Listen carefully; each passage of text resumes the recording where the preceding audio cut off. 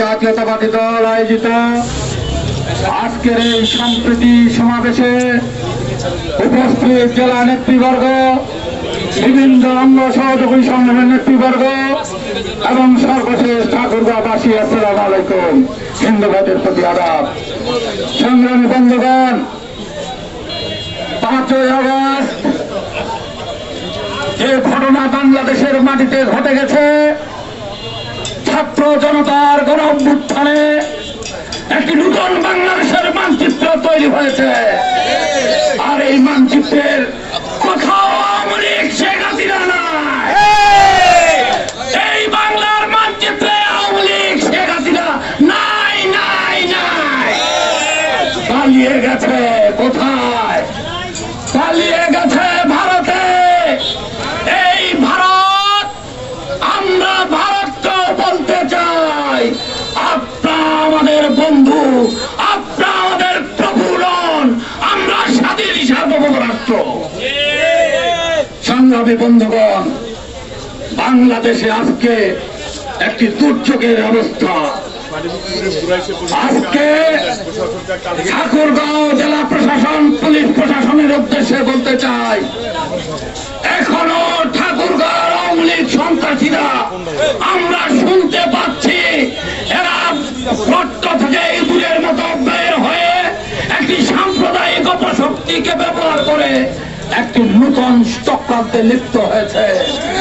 আমরা প্রশাসনকে বলতে চাই, অতি দ্রুত এদেরকে আইনে সতর্ক করুন, অতি দ্রুত এদেরকে গ্রেপ্তার করুন। আর যদি না হয় তাহলে বাংলাদেশের এই আপাময় জনসাধারণ বিএনপির নেতৃত্বে ছাত্র জনতায় দুষ্কৃতিকারীকে ধরে থানায় সতর্ক করবে। সংগ্রামী বন্ধুগণ, বাংলাদেশ আজকে বাংলাদেশকে নষ্ট করে ফেলেছে শেখ হাসিনা। বাংলাদেশের সংস্কৃতিকে নষ্ট করে ফেলেছে শেখ হাসিনা। বাংলাদেশের সামাজিক ন্যায় বিচার সমস্ত নষ্ট করে ফেলেছে আওয়ামী লীগ। আজকে আওয়ামী লীগের নেতাদেরকে বলতে চাই, আমি বারবার বক্তব্যে বলেছিলাম, আওয়ামী লীগ যেদিন পতন হবে সেদিন রাতের অন্ধকারে বোরখা পরে শেখ হাসিনা পালাবে। তাই হয়েছে বাংলার মাটিতে 53 বছরের বাংলাদেশে। এটাই আজকে সত্য। কোন সরকার কোনদিন পালায়নি, ওই একসাথ স্বৈরাচারও পালায়নি, চলে গেছে। আর শেখ হাসিনা রাতের অন্ধকারে বোরখা পরে পালিয়ে গেছে। তাই নেতা কর্মীদের কাছে বলতে চাই, যে লোকের মা মরে যায় ও তো এমনি মরা। এই আওয়ামী লীগের মোরালা কি আর মারিলেন? মারেন না, খালি ধমকায় যে দুধ দিয়ে গোসল করে সারা জীবন আর আওয়ামী লীগ করবো। আমি আমাদের কর্মীদের উদ্দেশ্যে বলবো, এলাকায় এলাকায় শান্তি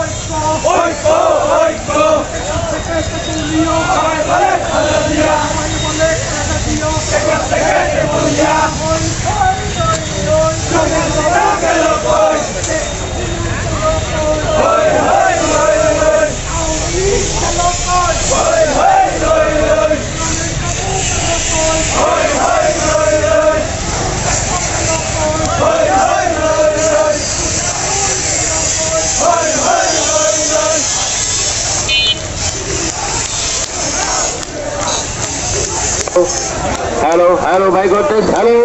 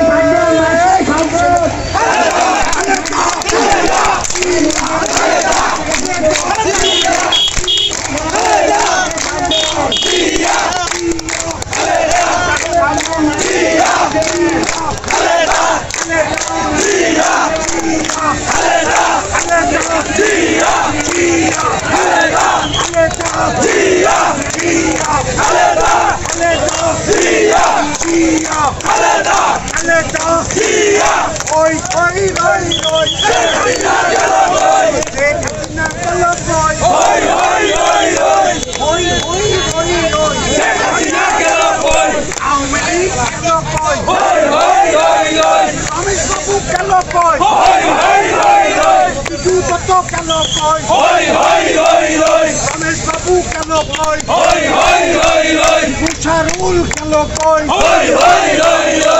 Apel Kalokoi, Asho.